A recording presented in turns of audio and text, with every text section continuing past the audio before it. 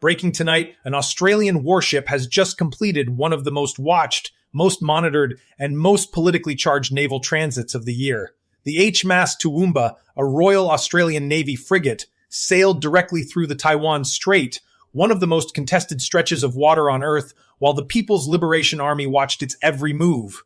Beijing was furious. Chinese state media scrambled to report it. Nationalist voices on Chinese social media called for PLA warships to patrol near Australian shores in retaliation. But here's what you need to understand. Dear viewers, Australia didn't do anything wrong. In fact, Australia did exactly what a sovereign, law-abiding nation committed to international order is supposed to do. Tonight, we break down what happened, why it matters, and what it tells us about the growing battle between freedom of navigation and Beijing's territorial ambitions. On Friday and Saturday, the 20th and 21st of February 2026, the HMAS Toowoomba, an Anzac-class frigate of the Royal Australian Navy, conducted a transit through the Taiwan Strait. The vessel was on a regional presence deployment across the Indo-Pacific, a routine operational mission that Australian naval vessels have conducted for decades. According to Taiwan's Liberty News, the frigate was spotted on Friday west of the Penghu Islands, near the strait's median line, an unofficial but widely recognized boundary in the waters between mainland China and Taiwan. The ship's helicopter reportedly approached the median line during the afternoon, prompting a radio warning from the Taiwanese military. The Global Times, a nationalist newspaper directly affiliated with China's Communist Party mouthpiece, People's Daily, reported the transit on Saturday, citing an unnamed Chinese military source. The paper described PLA forces as remaining on alert throughout the entire passage. Reuters confirmed the transit on Sunday, quoting an unnamed Australian government source. Australia's Department of Defence had already preempted the controversy. A day before the Global Times report, Canberra stated clearly and publicly that the Toowoomba had conducted a routine transit through the South China Sea in accordance with international law. Let that phrase sink in accordance with international law, not a provocation, not an act of aggression. A routine naval transit consistent with the rights of every nation under the United Nations Convention on the Law of the Sea.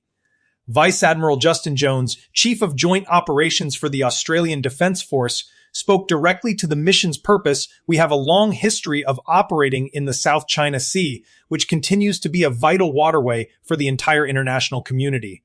This deployment demonstrates our commitment to regional security, upholding a peaceful South China Sea that remains open for trade. That is not the language of a nation looking for a fight. That is the language of a nation that understands its responsibilities to its own interests, to its allies, and to the broader international community. Australia's Department of Defence framed these deployments in the clearest possible terms. They protect Australia's long-term security and prosperity, preserve the international rules-based order, enhance cooperation with regional partners, and develop military capability and interoperability. Translation: Australia sails these waters because the international community has a legal and moral right to do so, and because someone has to stand up for that right. Beijing's response was predictable. It always is. Chinese military sources confirmed the transit to the Global Times, framing it as yet another act of foreign interference near China's waters. Nationalist voices on Chinese social media erupted. One account with 300,000 followers wrote Australian naval vessels remain very active around China, including in the South China Sea. Chinese warships should also patrol around Australia and increase the frequency of such operations. There it is, the instinctive response from Beijing's echo chamber. Not a legal argument, not an appeal to international frameworks, a threat, a call for retaliation against a country that exercised its legal rights under international law. But here's the critical point that China's state media will never honestly address. The Taiwan Strait is an international waterway. It is not Chinese territorial waters. It is not a private Chinese lake. Under international law, all nations have the right of transit passage through international straits, and the Taiwan Strait, connecting the South China Sea to the East China Sea, qualifies under exactly those terms. When Beijing expresses anger at Australia, the United States, Britain, or Canada for transiting the Taiwan Strait, it is not expressing a legal grievance. It is expressing a political one. The difference matters enormously. Australia's transit of the Taiwan Strait is not an isolated event. It is part of a broader, coordinated effort by like-minded democracies to ensure that international waterways remain exactly that, international. In September 2025, the American destroyer USS Higgins and the British frigate HMS Richmond transited the strait together. The Canadian frigate HMCS Ville de Quebec and the Australian guided missile destroyer HMAS Brisbane sailed through the same month. Each transit drew the same response from Beijing: angry statements, accusations of provocation, warnings about peace and stability. And each time the Allied nations said the same thing: this is a routine transit conducted in accordance with international law. Beijing calls these transits destabilizing. Dear viewers, let's be clear about what is actually destabilizing in the Taiwan Strait region. It is not Australian frigates exercising legal rights of passage. It is Beijing's own actions, the live-fire military exercises around Taiwan, the increasingly aggressive posture of PLA naval forces, and the explicit threat to take Taiwan by force if deemed necessary. In December 2025, China's newest and most advanced aircraft carrier, the Fujian, made its first transit of the Taiwan Strait since being commissioned. A year before that, a Chinese naval fleet led by the Type 55 destroyer Zunyi circumnavigated Australia entirely, sailing near a strategically sensitive Australian defense facility off Western Australia. Let's ask the question honestly: which nation is actually escalating tensions in this region? Some analysts ask whether Australia's Taiwan Strait transits are worth the diplomatic friction with Beijing. It's a fair question, but it misses the deeper logic entirely. The international rules-based order is not self-enforcing. It does not sustain itself simply because it exists on paper. It is upheld through consistent practice, through nations exercising their legal rights again and again, regardless of political pressure. Every time Australia transits the Taiwan Strait, it is sending a message: these rights are real, they will be exercised, and no amount of diplomatic anger from Beijing will change that. The alternative is far more dangerous. If democratic nations stop transiting the Taiwan Strait because Beijing objects, they effectively cede the argument.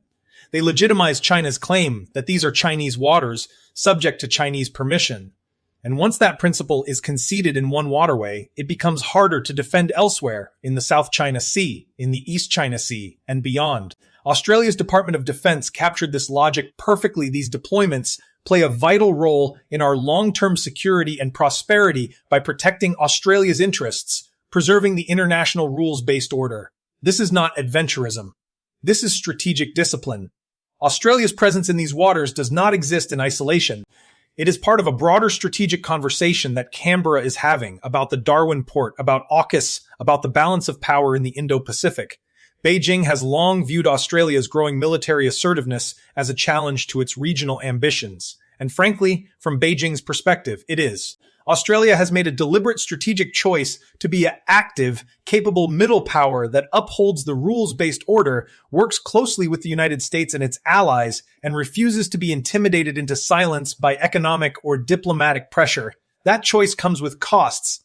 China's anger, state media attacks, and nationalist social media pylons are part of those costs.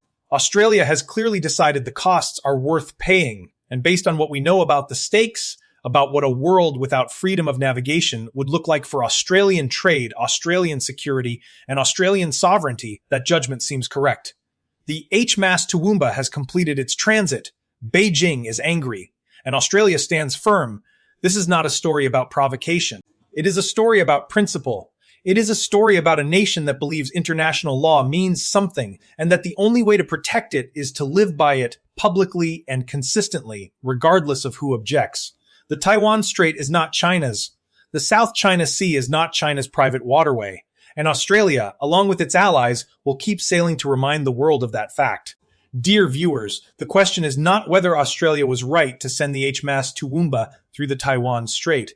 The question is what kind of world we want to live in, one where international law is respected, or one where might makes right. Australia has given its answer.